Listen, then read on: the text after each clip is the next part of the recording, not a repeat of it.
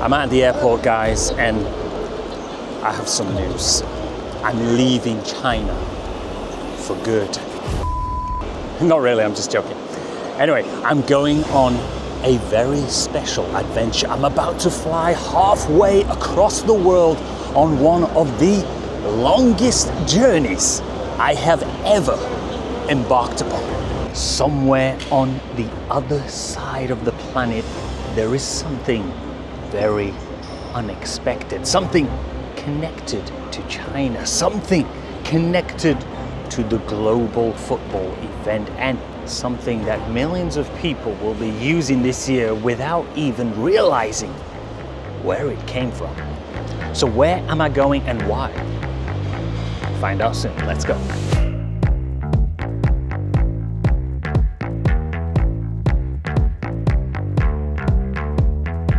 Okay, I have now landed in Korea, but that is not our final destination.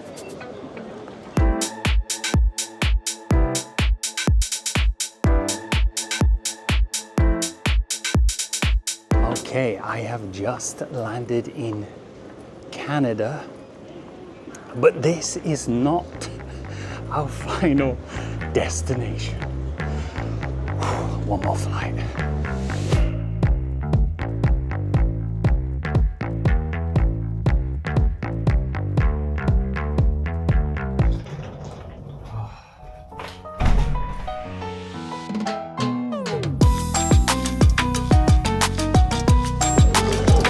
Finally, after about 26 hours of traveling, we have arrived in Mexico, more specifically, Mexico City, one of the busiest, most chaotic cities on earth, a city famous for history, culture, tacos, football, insane traffic, and in 2026, one of the most important stadiums in the entire global football championship, which we will be heading to later. But I'm not just here to see the stadium.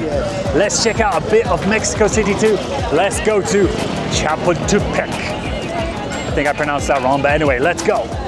But there is one problem: Mexico City's infamous traffic. So instead of sitting in that, we're going underground. Let's take the metro.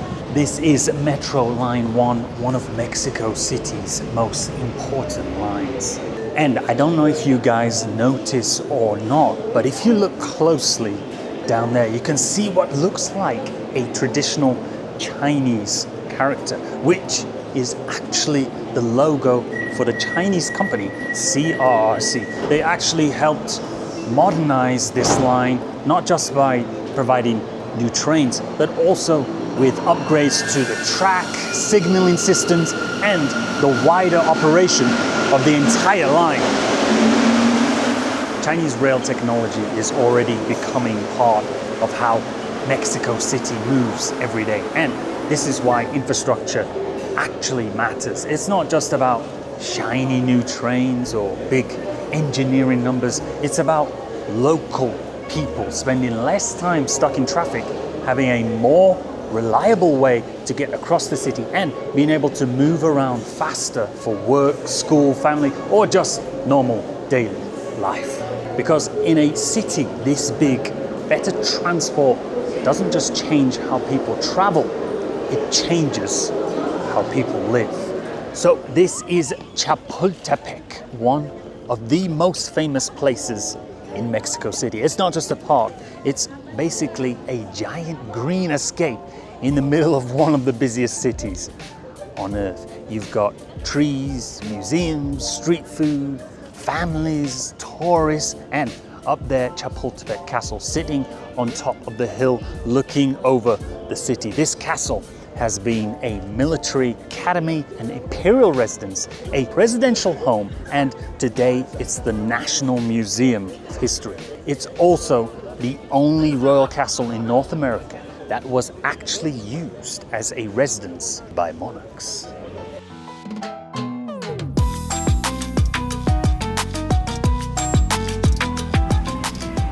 Wow, look at this. It seems I may have stumbled upon some kind of Mexico City marathon, triathlon.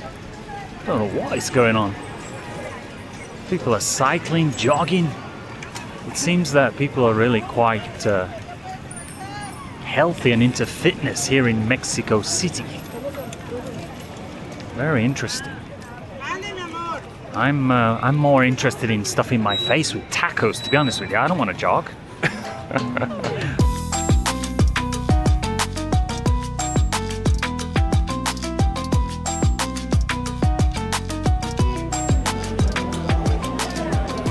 Right now we're transferring over from the metro to the light rail train, which is also another Chinese project here in Mexico City, used by locals every day, and soon fans from all over the world will be arriving here and using it just like us to get to one of football's most legendary stadiums, Estadio Azteca. So the big question is, how do you move all those people without the city completely melting down? Well, part of the answer is arriving on rails. And if there's one country that knows how to move huge numbers of people by rail, it's China. And here it is. Here's the train, and just look at all these people using it to avoid Mexico City's legendary traffic. And there's a few things that make this train very interesting. First, it's electric and designed to be more energy efficient, running along Mexico City's light rail line from Tasqueña down to Xochimilco, with 18 stations across the south of the city. Second, it uses regenerative braking, so when the train slows down, it can recover energy instead of simply wasting it. Third, it's built to be more accessible and spacious, which matters in a city this crowded. So when two units are connected together, they can carry up to 876 passengers. And finally, it has this local Mexican design identity inspired by the axolotl. So this is not just China dropping a train into Mexico and saying, there you go, enjoy. It's a Chinese-built train designed for Mexican daily life and soon for the global football event. And this is where the story gets even bigger, because this is not just happening here in Mexico City. For the 2026 global football event, Mexico has 3 host cities: Mexico City, Guadalajara, and Monterrey. And all 3 of them have CRRC rail projects. Altogether, we're talking about 115 trains helping support the locals and the big football event transport across Mexico. In Guadalajara, there's Light Rail Line 4, a major project designed to connect communities, cut journey times, and make daily travel easier. And in Monterrey, CRRC trains are running on the light rail network to include Line 1, which connects directly to the match venue. Chinese-built rail isn't just showing up for one stadium, it's becoming part of how Mexico moves during the Global Football Championship and how locals move every single day. Oh my God, and there it is, Estadio Azteca. It can hold around 87,500 people, and this is not just a stadium. This is basically football mythology built out of concrete. Pele lifted the trophy here.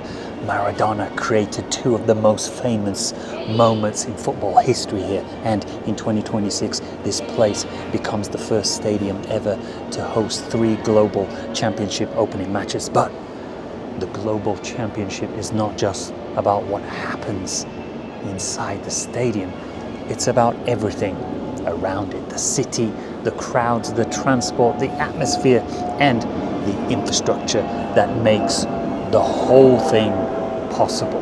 It's part of Mexico City's daily life. It's part of the global football event experience, and it's another reminder that China's rail technology is no longer just changing China, it's showing up on the other side of the world, helping move cities, helping move locals, and soon helping move football fans from every corner of the planet.